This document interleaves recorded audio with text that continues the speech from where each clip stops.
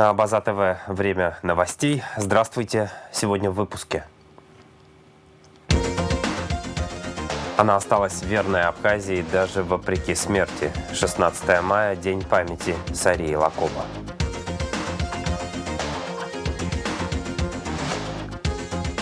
Демографическая слабость абхазского этноса – прямая угроза безопасности государства. Проблемам демографии был посвящен круглый стол в ЦСИ.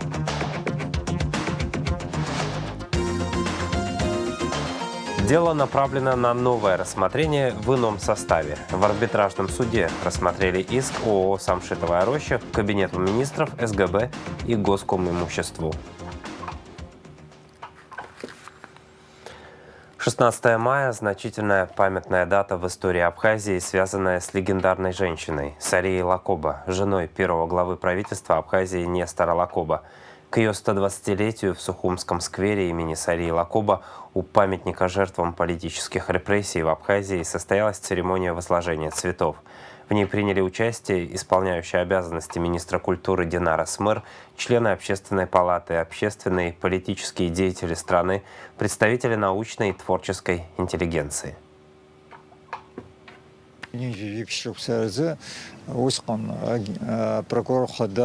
Совет идеологии Казруденко яжука брилус динахопш.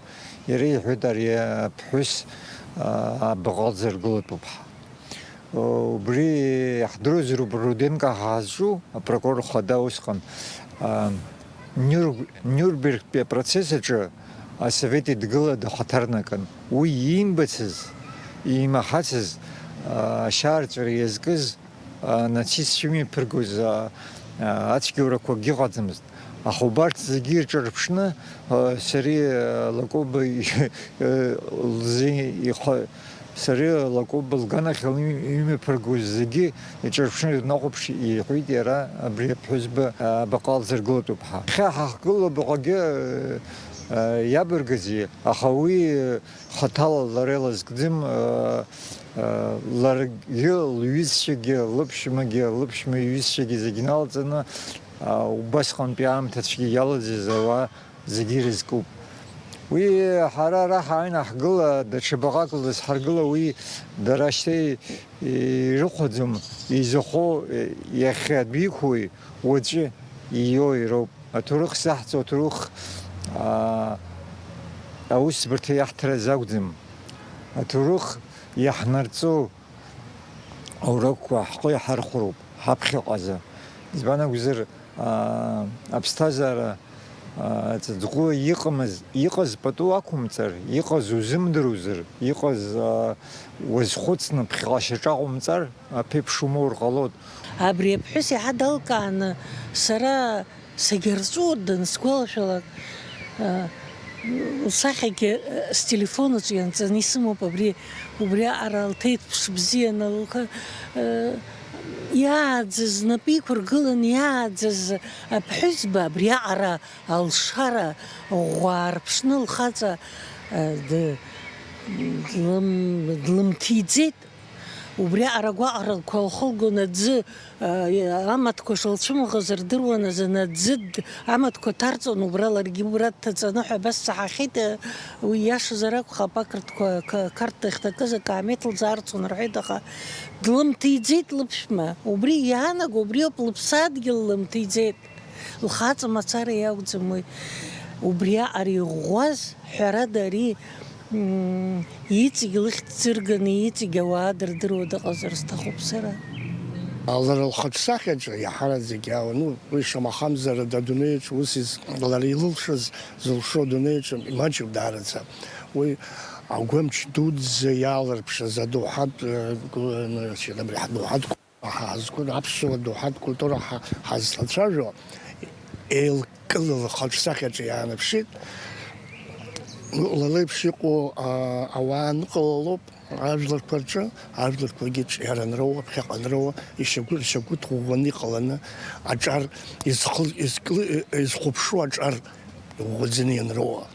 Она действительно символ женщины, мужественной, символ женщины-матери, символ женщины, верной жены и супруги. Много делается в ее память.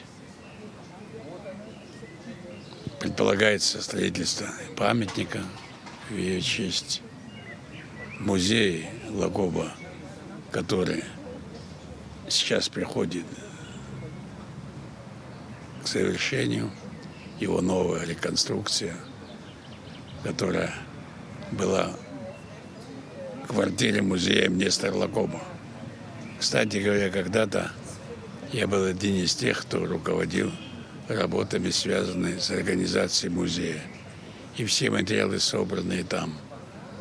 И тогда мне казалось, что более символично было, что это была квартира музея Нестора Павловича Лакоба. Сейчас расширили, экспонатов много сохранили, много экспонатов новых. И я убежден в том, что это будет музей, достойный памяти Нестора Лакоба и Сарии, да и всех тех, кто принимал активное участие в революционном движении в Абхазии.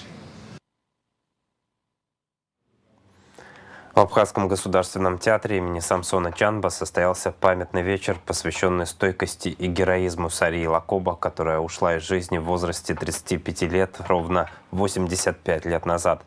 С воспоминаниями и рассказами о Сарии выступили те, кто был близок к семье Нестора Лакоба, знаком с редкими документальными свидетельствами. В фойе театра были представлены фотовыставка с уникальными кадрами, а также буклет о трагической судьбе Сарии. В нашем эфире после выпуска новостей смотрите проект «Постфактум», посвященный личности Сарии Лакоба, а также вечер памяти Сарии Лакоба из архива Абаза ТВ.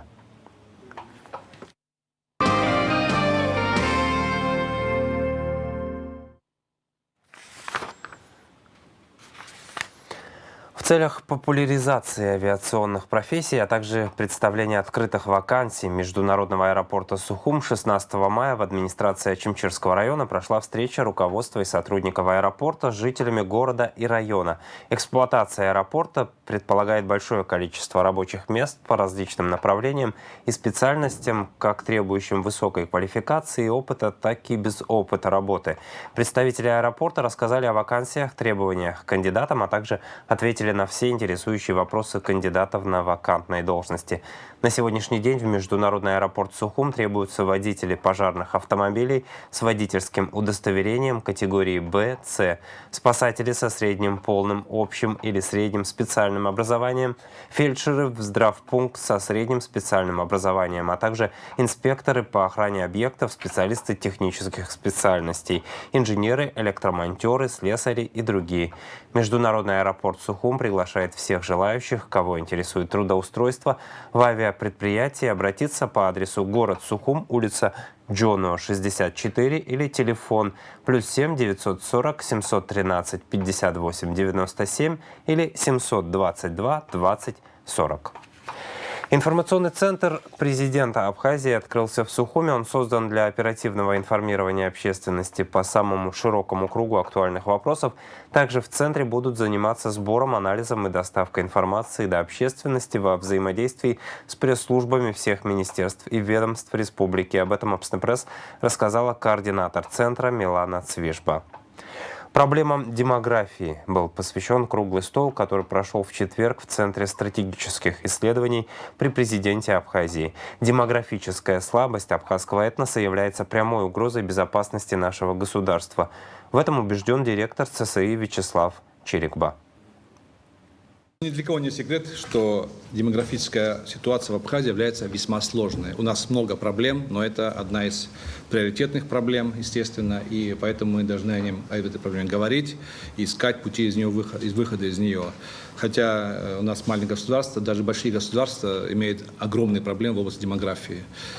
Не буду их называть, практически все страны, цивилизованные страны в Европе, в Америке, все они имеют проблему с рождаемостью, высокой смертностью, тем более после ковид-эпидемии. Так что, и тем не менее, у нас есть страна, которую нужно сохранять, и поэтому для нас это очень важная тема. Речь идет также о демографической уязвимости абхазского этноса, как государствообразующего этноса. Где здесь главные проблемы? Слабый прирост абхазского населения, вообще населения Абхазии, и неконтролируемая миграция. Она частично контролируемая иммиграция, частично неконтролируемая. Вот это два фактора, они влияют на общую ситуацию в Абхазии. Но какую опасность несет в себе тенденция уменьшения удельного веса абхазского этноса, если мы выделим его из этого структуры абхазского общества? Прежде всего сказать, что это действительно что-то этнос государствообразующее. Он является, как и все сограждане, является носителем идеи абхазской государственности. На нем лежит ответственность по поддержанию полноценному функционированию абхазского языка. Это наша задача в нашем обществе. Развитие абхазской национальной культуры. И основная тяжесть по обороне страны, не дай бог, что-то будет, тоже лежит на нем. И поэтому необходимо признать, что демографическая слабость абхазского этноса является прямой угрозой национальной безопасности нашего государства. В работе круглого стола «Проблемы демографии» приняли участие руководитель администрации президента Абисалом Кварчи, начальник правового отдела Министерства труда, занятости и социального обеспечения Ромео Черкезия, начальник управления госстатистики Республики Кама-Гугия, главврач Сухумского роддома Белопилия, депутат парламента Нарсоу Салакая, начальник лечебно-профилактического управления Минздрава Батал Кация, заведующий отделом этнологии Абигиси Матбар, историк Астанда Хашба. Подробности в нашем ближайшем эфире. Законопроект о внесении дополнений в Гражданский процессуальный кодекс Республики Абхазия направил Генпрокурор Республики в парламент. Об этом сообщает пресс-служба Генпрокуратуры. Поправки обеспечат дополнительную защиту конституционных прав граждан особо незащищенной категории общества: многодетные семьи, пенсионеры, инвалиды. Проект закона предполагает повышение эффективности участия прокуроров в гражданском судопроизводстве, принятие мер в интересах граждан, особо нуждающихся в социальной и правовой защите, содействие суду в законном разрешении гражданско-правовых споров. Парламентский комитет рекомендовал Народному собранию принять в первом чтении исполнение бюджетов за 2023 год 5 фондов Абхазии. Речь идет о Пенсионном фонде, Фонде инвалидов Отечественной войны народа Абхазии, Фонде социального страхования и охраны труда, Дорожном фонде и Фонде обязательного медицинского страхования. 15 мая в офисе уполномоченного по правам человека в республике по инициативе уполномоченной Анны Скишмария состоялась встреча, посвященная проблемам домашнего насилия в Абхазии. В ней приняли участие председатель Комитета парламента по социальной политике, труду, здравоохранению, демографии и делам ветеранов и инвалидов войны Рашида Айба, председатель Комитета парламента по государственно-правовой политике Дауд Хутаба, депутат парламента, член Комитета по социальной политике, труду, здравоохранению, демографии и делам ветеранов и инвалидов войны Нарсоу Салакая, министр внутренних дел Роберт Киут, начальник гражданско-судебного управления Генеральной прокуратуры Елена Читанава, а также представители общественной организации «Ассоциация женщин Абхазии», руководитель ассоциации Мария Топчан, юрист Мадина Хагуш и психолог Анна Таргашева. Участники дискуссии приняли решение о поддержке информационного сопровождения представленной тематики, каждый с использованием своих информационных и административных возможностей. Также участники решили поручить аппарату уполномоченного разработать соответствующие поправки к действующему законодательству, регулирующему данную сферу, с тем, чтобы в ходе дальнейшей работы предметно обсуждать как меры и подходы к данной проблеме со стороны правоохранителей и законодателей, так и меры гражданского реагирования. Живая история Отечественной войны народа Абхазии. В нашем эфире продолжается цикл фильмов военного корреспондента Тали Джапуа Айбашра Амшинца.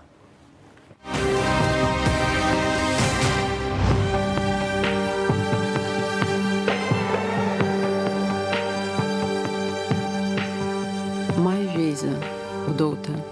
Апсны арбджермчквар комиссар Сергей Шамба и кабинет Ахна.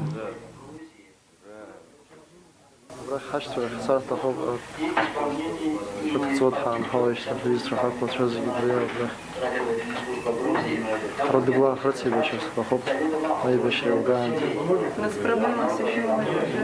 Проблема с Хамал бах зумцы добрел. Паштрофа. Россия абаха шумгой хала троха харфа зумцы. عارف زيدوه فبتكلم كمان حرف خشتوت فحرف أخوش بشار شنو كنت تتكسر أشريك بسيرنا بيجر سختي شو بتقول بيصلح خير Иванченко Юрий Валерьянович. Шибатил. Иславки. Ножи, Рамазана. Тайвахи. Рамазана, Магомед Магомед. А откуда вы будете? С Дагестана. Вы воевали там, в Чебоксарском? Ислав с этими друзьями. Ребята. Георгий Бесик, Нацикович. Кослав Тунашевич. Ай, вот. Я хочу бамцевать. Харак из банд. Бамцев. Ай, что 29-го саргеца Чемазарова. Кузма. Я опрашник инфекции гиала. Больница хада, все полмамрахан саргет. Was псали хайган раз она се гудр доларец. Вы что, взяли шпам? Вабзера арат печем раса зваснери хайг ход свиц срылапшир. Срытибиш. Ярослав, что я хочу говорить. Ай, ках бара повой. Акрти хазир гулам мшен. Ай, нах бара папа.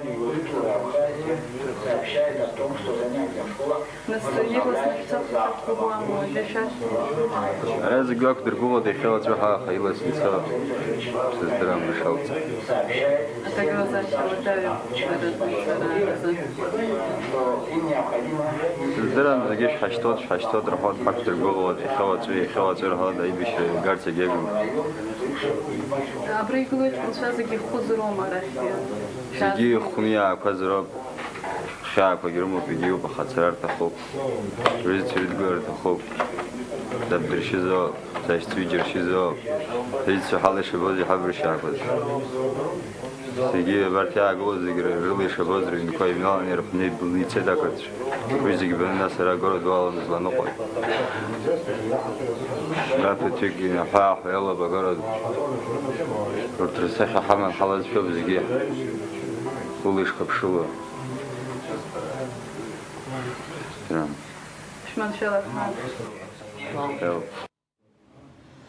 Всего в цикле Айбышрам Шамца 22 фильма. Он рассказывает о военных событиях, начиная с марта 1993 до начала июльской наступательной операции. Фильм 10-й смотрите в нашем вечернем эфире.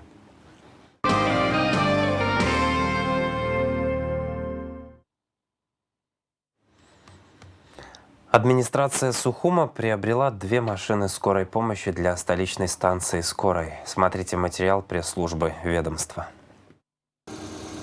Администрация Сухума приобрела 2 машины скорой помощи для столичной станции скорой помощи. Новые кареты скорой помощи купили для подведомственного управления здравоохранения администрации Сухума станции скорой помощи по поручению главы города Беслана Эшба. В связи с тем, что часть автопарка скорых машин состарилась и уже пришла в негодность, руководством администрации города Сухум было принято решение о приобретении 2 единиц машин скорой помощи. В течение нескольких дней оформятся, приведутся в надлежащий вид и выйдут на линии. Желаем гражданам и жителям города Сухум крепкого здоровья. Главврач Сухумской станции скорой помощи Аслан Джопо рассказал, что по характеристикам новые намного превосходят другие машины, которые есть в парке станции скорой помощи.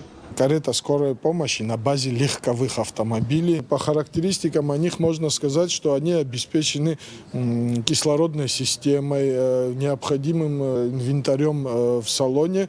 И впервые мы получаем кареты скорой помощи, которые имеют пневмоподвески. Это ходовые части, которые позволяют очень мягко транспортировать пациента.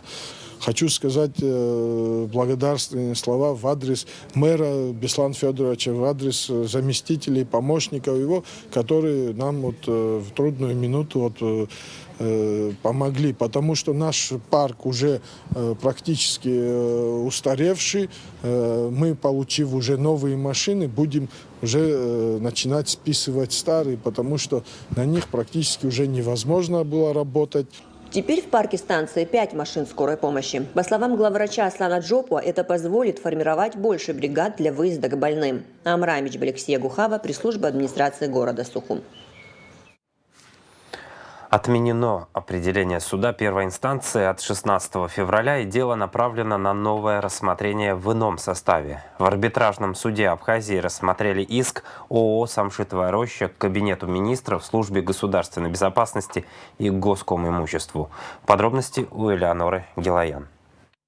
16 февраля 2024 года определением арбитражного суда заявление ООО «Самшитовая роща» к Кабмину и Госкомимуществу о признании постановления правительства недействительным, а действия Государственного комитета по управлению госимуществом и приватизацией незаконными оставлено без рассмотрения. Именно это стало предметом надзорной жалобы представителей Самшитовой рощи. Текст жалобы зачитала судья-докладчик Кама Джинджолия. 8 сентября 1999 года между Государственным комитетом Республики Абхазия по управлению государственным имуществом и приватизации и ООО «Самшитовая роща» был заключен договор аренды пансионата «Самшитовая роща» за номером 7. 31.07.2014 года между Государственным комитетом по управлению государственным имуществом и приватизации и «Самшитовая роща» было заключено дополнительное соглашение о внесении изменений в договор аренды номер 7 от 08.09.1999 года, согласно условиям которого в пункте 5.1 договора внесены изменения, а именно стороны договорились продлить срок аренды пансионата «Самшитовая роща» до 8.09.2039 года, а также внесены изменения размера арендной платы за пользование имуществом. Иные условия договора аренды остались неизменными. 22 июня 2023 года Кабинетом министров Республики Абхазия принято постановление номер 67 о передаче имущественного комплекса пансионата «Самшитовая роща» Службе государственной безопасности Республики Абхазия, в соответствии с которым Государственному комитету Республики Абхазия по управлению государственным имуществом и приватизации поручено передать в оперативное управление Службе государственной безопасности Республики Абхазия имущественный комплекс пансионата «Самшитовая роща», расположенный в Гагарском районе, город Пицунда, улица Гочуа, 7. Данный имущественный комплекс является санаторно-курортным и туристическим объектом. 24 декабря 2023 года в адрес «Самшитовая роща» поступило письмо за исходящим номером 562 от председателя Государственного комитета Республики Абхазия по управлению государственным имуществом и приватизации Куправа, в котором было указано, что в соответствии с постановлением Кабмина номер 67 от 22.06.2023 года о передаче имущественного комплекса пансионата «Самшитовая роща» Службе государственной безопасности Республики Абхазия, Государственный комитет Республики Абхазия по управлению государственным имуществом и приватизации передает имущественный комплекс пансионата «Самшитовая роща» СГБ Республики Абхазия, в связи с чем необходимо осуществить инвентаризацию и подписать акт приема передачи объекта. В письме также указывалось, что создается совместная рабочая группа Госкомимущества Республики Абхазия и СГБ Республики Абхазия, которыми был спланирован выезд на объект, в связи с чем просили назначить представителей от ООО «Самшитовая роща» для осуществления инвентаризации. Не согласившись с постановлением Кабинета министров Республики Абхазия от 22 июня 2023 года и действиями Государственного комитета по управлению государственным имуществом и приватизации от 20.12.2023 года общество «Самшитовая роща» обратилась в арбитражный суд Республики Абхазия с заявлением Кабинету министров Республики Абхазия, Государственному комитету Республики Абхазия по управлению имуществом и приватизации о признании постановления Кабинета министров Республики Абхазия номер 67 от 22.06.2023 года о передаче имущественного комплекса пансионата «Самшитовая роща» Службе государственной безопасности Республики Абхазия недействительным и признании действий Государственного комитета Республики Абхазия по управлению государственным имуществом и приватизации незаконными. Как пояснили представители Самшитовой рощи, определением арбитражного суда от 21 декабря 2023 данное заявление было принято к производству и по нему возбуждено дело. Также на основании определения арбитражного суда было удовлетворено заявление ООО «Самшитовая роща» о принятии обеспечительной меры. 16 февраля этого года на этапе подготовки дела к судебному разбирательству на предварительном судебном заседании арбитражный суд вынес определение об остановлении без рассмотрения заявления ООО «Самшитовая роща». Так, при подготовке дела к судебному разбирательству на предварительном заседании судом было вынесено соответствующее решение, которое нами и обжаловано. Применение арбитражным судом по первой инстанции аналогии процессуальных норм, регулирующих правоотношения по установлению юридического факта к рассматриваемому спору, не соответствующим нормам АПК, мы считаем несоответствующим нормам АПК по следующим основаниям, поскольку применение аналогии закона в соответствии с частью 6 статьи Второе, АПК возможно при наличии двух условий. Это отсутствие нормы процессуального права, регулирующей отношения, возникшие в ходе осуществления судопроизводства, а также наличие процессуальных норм, регулирующих сходные правоотношения. Глава 22 прим. 1 АПК регламентирует рассмотрение дел об оспаривании ненормативных правовых актов, решений, действий органов государственной власти, иного госоргана, органа местного самоуправления, наделенных законом отдельными полномочиями. Согласно части 1 статьи 231 прим. 1 АПК об оспаривании нормативных правовых актов, решений и действий органа государственной власти и органа самоуправления, организаций, наделенных законом отдельными государственными и иными публичными полномочиями, должностного или иного лица, затрагивающих права и законные интересы лиц в сфере предпринимательской и иной экономической деятельности, рассматривается арбитражным судом по общим правилам искового производства, предусмотренным АПК с особенностями, установленными в данной главе, то есть в главе 22 прим. 1. Также, согласно статьи 34 АПК, арбитражный суд рассматривает в порядке искового производства возникающие из гражданских правоотношений, экономические споры и другие дела, связанные с осуществлением предпринимательской и иной экономической деятельности организаций и граждан. Таким образом, считаем ошибочными выводы арбитражного суда по первой инстанции о невозможности рассмотрения данного спора, возникшего из гражданско-правовых отношений в рамках одного искового судопроизводства. По словам представителя Кабинета министров и службы государственной безопасности адвоката Игоря Скнарина, обжалуемое определение было вынесено с нарушениями норм арбитражно-процессуального кодекса и потому подлежит отмене. Однако его доверители помимо отмены постановления просят еще и о другом.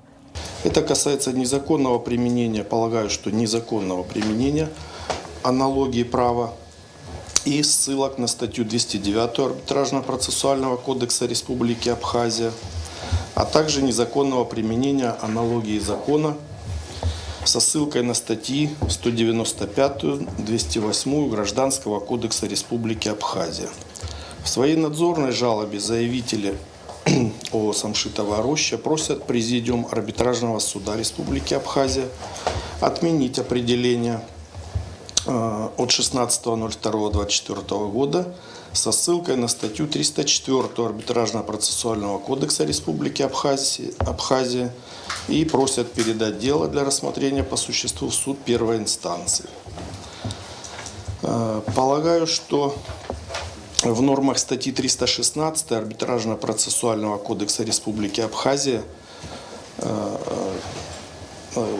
они полагают, заявители полагают, что в нормах статьи 316 не изложены в полном объеме полномочия Президиума Арбитражного суда при разрешении их надзорной жалобы и просят при принятии решения руководствоваться Президиум Арбитражного суда нормами статьи 304 Арбитражно-процессуального кодекса Республики Абхазия, регулирующей полномочия суда кассационной инстанции при рассмотрении частной жалобы, представления прокурора, тогда как статья 316 Арбитражно-процессуального кодекса Республики Абхазия подробно регламентирует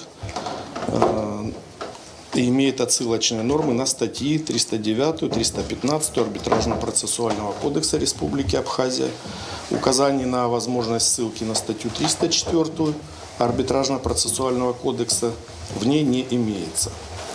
При этом статья 316 Арбитражно-процессуального кодекса подробно регулирует полномочия Президиума Арбитражного суда, и я полагаю, подменять одну статью, другой статью 304, это, я полагаю, влечет сразу же к вынесению незаконного решения, и полагаю, применение данной статьи 304 является незаконным.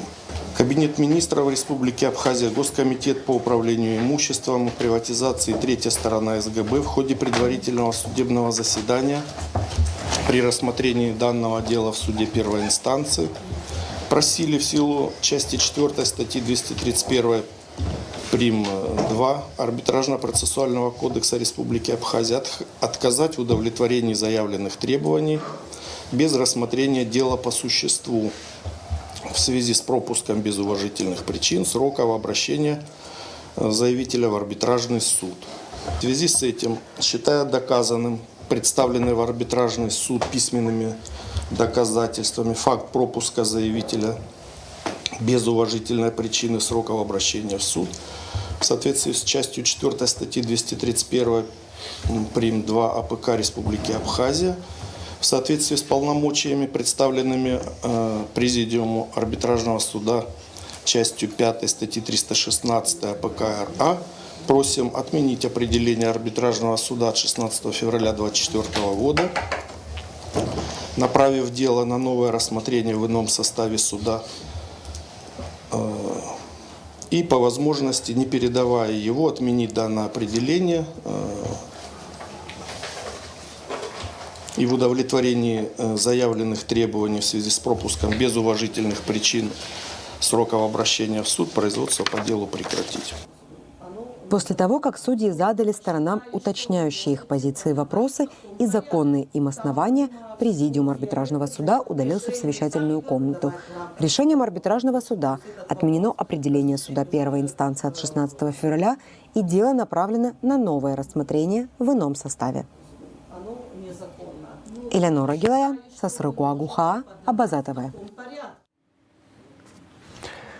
Информация правоохранителей: майнинг-ферму обнаружили в селе Лыхны Гудаутского района. 99 аппаратов по добыче криптовалют изъяты и помещены на склад Госстандарта Абхазии.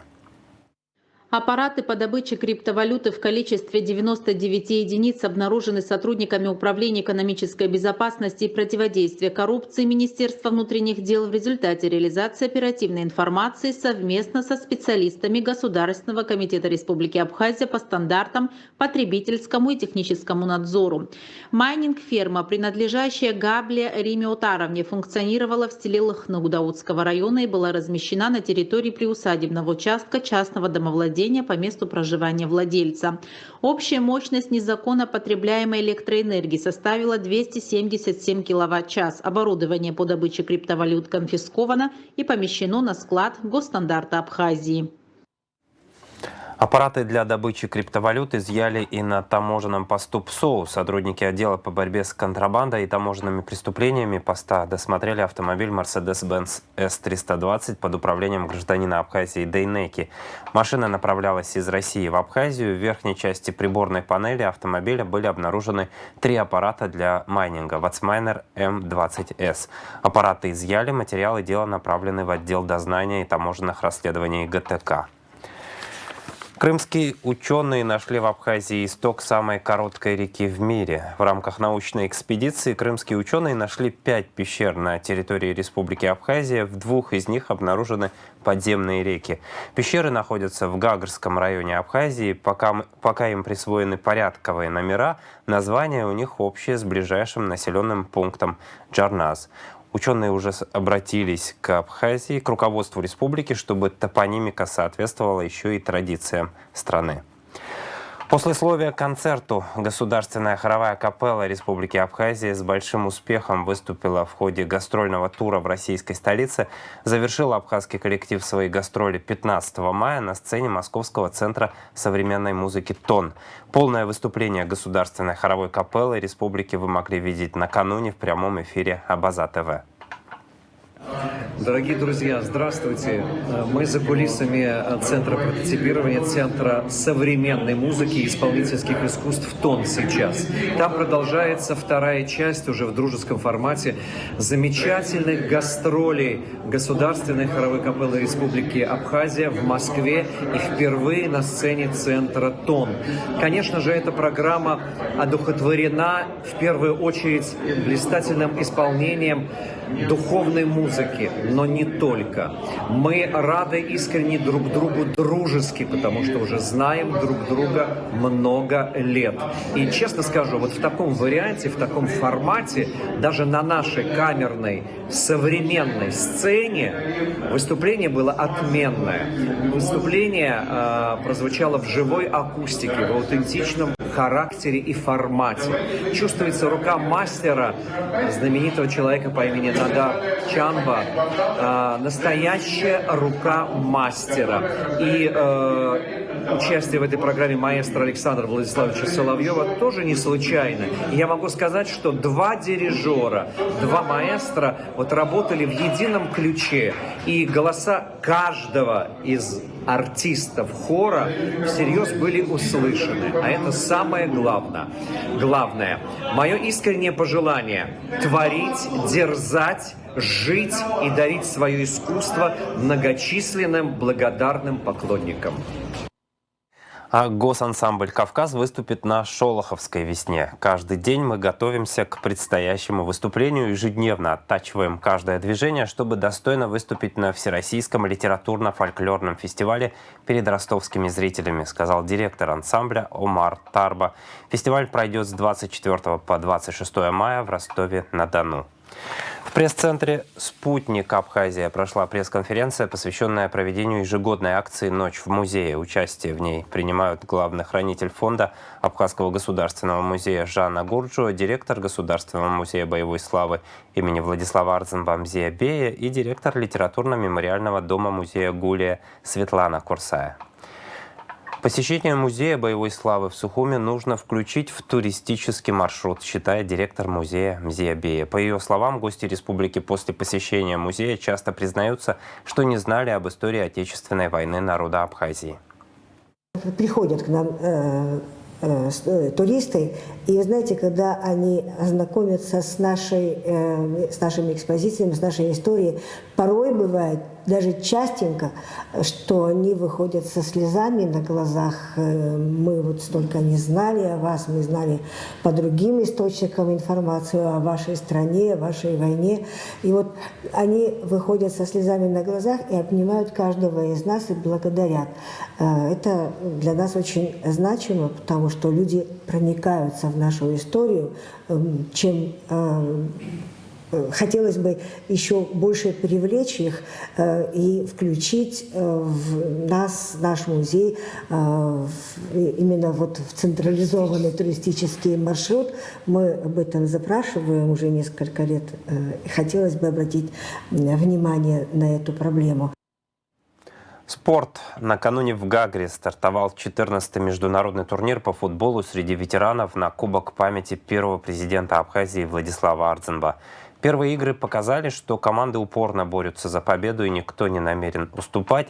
С равным счетом завершились первые групповые встречи. 4-4 – таков результат игры Сухумского Рубина и сборной ветеранов Ростовской области.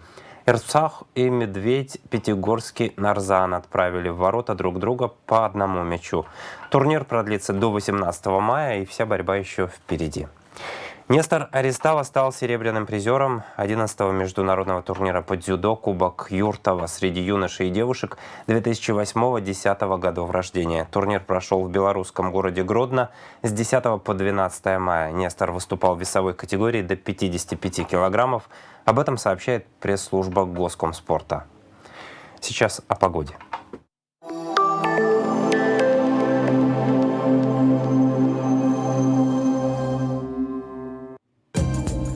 В пятницу, 17 мая, в Абхазии ожидается переменная облачность. Из-за небольших перепадов атмосферного давления и температуры воздуха местами ночью и утром возможен слабый дождь, туман. Атмосферное давление повышенное, ветер слабый и умеренный. Температура воздуха ночью от 7 до 12, днем от 14 до 19 градусов. Температура морской воды 16 градусов. Волнение морской воды слабое и умеренное. Относительная влажность воздуха от 60 до 90%.